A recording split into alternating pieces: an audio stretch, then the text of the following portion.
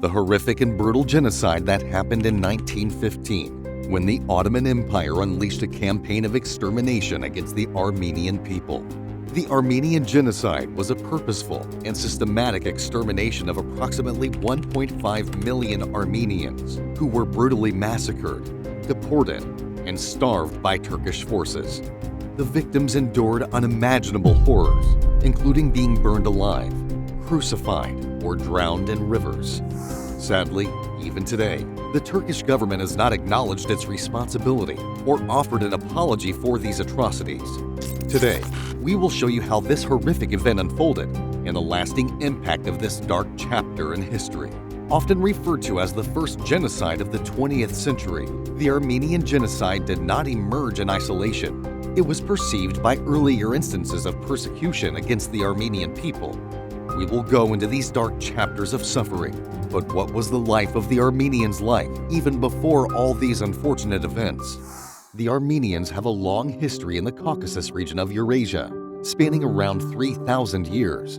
During some periods, the Kingdom of Armenia stood as an independent entity, notably becoming the first nation to adopt Christianity as its official religion in the 4th century AD. But, as history often does, things changed. Control of their home went from one big empire to another, and in a dramatic turn, the 15th century saw Armenia becoming part of the Ottoman Empire. And that's how it all started. The Ottomans, mostly Muslims, let religious minorities do their thing. But for Armenians, tagged as infidels, it meant unfair treatment, higher taxes, fewer rights in politics and the law. Despite these challenges, the Armenian community thrived under Ottoman rule. They were often more educated and wealthier than their Turkish neighbors, leading to resentment. To make matters more complicated, suspicions started to brew. Turks began to think that Christian Armenians would be more loyal to Christian governments, especially the Russians, who happened to share a rather shaky border with Turkey. It's like a trust issue on an international scale. As if that wasn't enough, these suspicions reached a boiling point as the Ottoman Empire started to crumble. And at the end of the 19th century, Sultan Abdul Hamid II, frustrated and obsessed with loyalty above everything else, made a bold statement. "I will soon settle those Armenians. I will give them a box on the ear which will make them relinquish their revolutionary ambitions." But what was going on in his mind? And what kind of metaphorical box on the ear was he talking about? These are some of the questions that lingered in the minds of Armenians, but no one knew what was coming. Between 1894 and 1896, Sultan Abdul Hamid II's terrifying declaration unleashed a harrowing chapter known as the First Armenian Massacre, a state-sanctioned pogrom. But what happened after? One might assume the Armenians would remain silent, but they surprised everyone with large-scale protests. Unfortunately, this led to something truly unforeseen. Turkish military figures, soldiers, and everyday people launched brutal raids on Armenian villages and cities, resulting in the tragic massacre of hundreds of thousands.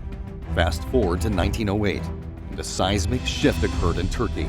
The Young Turks, a group of reformers who ousted Sultan Abdul Hamid, ushering in a more modern constitutional government. Armenians initially harbored hopes of equality in this new era, only to discover the fervently nationalistic Young Turks were hell-bent on Turkifying the empire. In their eyes, non-Turks, especially Christian non-Turks, posed a grave threat to the state's vision. And just when Armenians were dealing with these challenges, the stage was set for World War I. And that's when all hell went loose. As World War I erupted in 1914, the Turks sided with Germany and the Austro-Hungarian Empire. Simultaneously, Ottoman religious authorities declared a holy war against all Christians, except their allies. Military leaders began labeling Armenians as traitors, arguing that if the Armenians believed they could gain independence with an Allied victory, they would be willing to fight for the enemy. The ominous clouds of suspicion grew darker. Then, on April 24, 1915, the Armenian Genocide started. On that day, the Turkish government arrested and executed several hundred Armenian intellectuals. Subsequently, ordinary Armenians were expelled from their homes and subjected to death marches through the Mesopotamian desert without food or water. Often, marchers were stripped naked and forced to walk under the scorching sun until they collapsed. Those who stopped to rest were shot.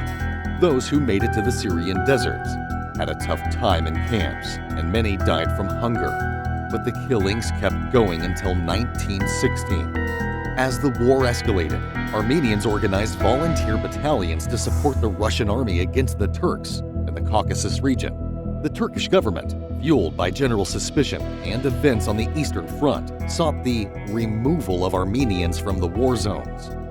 Also, the Young Turks established a special organization which formed killing squads, or butcher battalions tasked with, in one officer's words, the liquidation of the Christian elements. But what were they doing to the Armenians? These killing squads, made up of murderers and ex-convicts, committed heinous acts such as drowning, throwing off cliffs, crucifying, and burning Armenians alive. In no time, the Turkish countryside quickly became strewn with the corpses of Armenians. During the Turkification campaign, government squads not only carried out massacres, but also engaged in heinous acts such as kidnapping infants.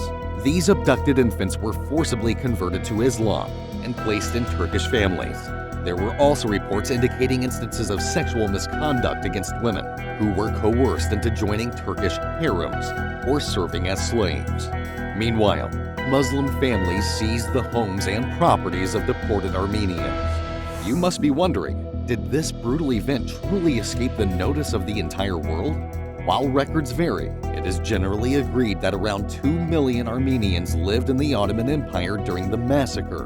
But by 1922, when the genocide ended, only 388,000 Armenians remained in the Ottoman Empire. The scale of the disaster was a nightmare that every Armenian longed to wake up from. However, a few individuals did take notice. Henry Morgenthau Sr., the U.S. ambassador to Constantinople, was deeply disturbed by the atrocities against the Armenians. He, along with others, sought to awaken the world's conscience. But guess who turned a blind eye to the horrific events?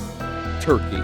Turkey has consistently refused to acknowledge the events of 1915-16 as a genocide, despite widespread consensus among historians that the deportations and massacres meet the criteria of genocide, intentionally killing of an ethnic or religious group. While the Turkish government and affiliated scholars acknowledged deportations, they argued that the Armenians were a rebellious faction that needed to be subdued during a national security crisis. They admit to some killings, but assert that these were not orchestrated by the government. Then, a little hope came for Armenians. In 2014, government officials in Turkey offered condolences to the Armenian victims. However, Armenians remain steadfast in their commitment to having the killings during World War I officially recognized as a genocide. Is that the end of the story? A significant historical moment came with a court ruling that declared the crime of mass murder of Armenians as organized and executed by the top leaders of the Committee of Union and Progress, or CUP.